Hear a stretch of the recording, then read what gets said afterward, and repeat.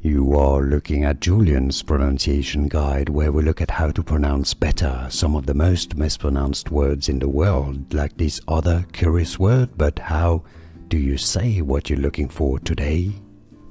We are looking at how to pronounce this name, as well as how to say more interesting but confusing names that many mispronounce, so make sure to stay tuned to the channel if you enjoy learning.